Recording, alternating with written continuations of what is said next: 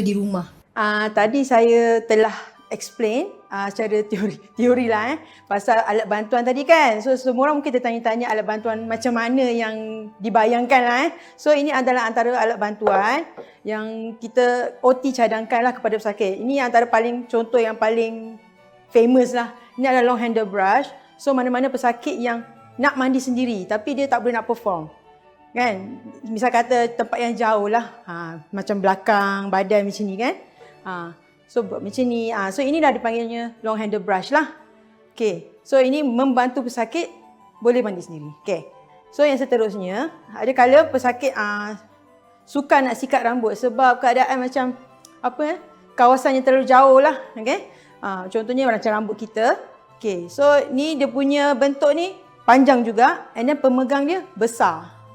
So memudahkan dia grip dengan lebih baik. Kalau yang nipis, yang jenis nipis tu mungkin pesakit sukar nak pegang dengan firm, okay? Dengan ketat lah, okay? Pada awal-awal sakit lah selalunya. Okay. So yang ini antara contoh satu lagi, kita gunakan sudu, ini dipanggil enlarged handle. Okay. Enlarged handle ni antara salah satu alat untuk senang untuk pegang dengan lebih baik lah. Macam tadi dia enlarge macam ni, yang ni pun sama dibentuk enlarge dan benda ni boleh ni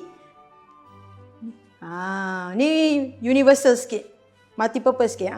So enlarge handle ni boleh digunakan kalau nak masukkan, nak guna, kalau kita nak basuh ke, kita keluarkan lah. Dan boleh guna dekat alatan lain macam berus gigi. So ini dipanggil enlarged tools lah. Okay. So seterusnya plating. Kalau nak makan dengan sendiri, pentinglah untuk pesakit yang ada jenis plate yang ada guard. Kadang-kadang kita tengok kat rumah tu kan, pinggan yang ada guard tu memudahkan pesakit. Kalau pinggan yang tiada guard seperti ini, dia tak ada guard kan, sukar untuk dia mencedok. Okay. So apa yang kami sarankan lah, mungkin dia kena beli alat macam ni.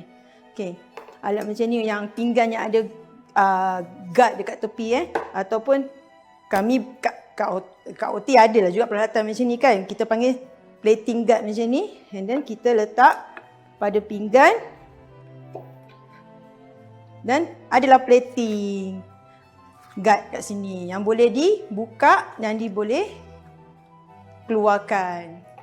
Pakaikan dan buka, keluarkan. Okay. So last sekali yang ni jenis cawan lah. Ada pesakit dia tak pandai nak hirup dia pandai hirup. Kalau dia hirup dia akan mungkin tersedak ke kan.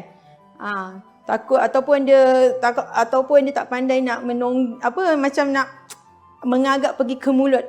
So dia ada special sikit lah, dia punya mulut ni dia luas sikit. Supaya untuk mudah masuk ke mulut lah. Kalau pesakit tu tak pandai untuk mendongak ke atas kan. So itu antaralah peralatan alat-alat bantuan yang boleh kami cadangkan kepada pesakit untuk wujud di dalam rumah lah. Okay, terima kasih.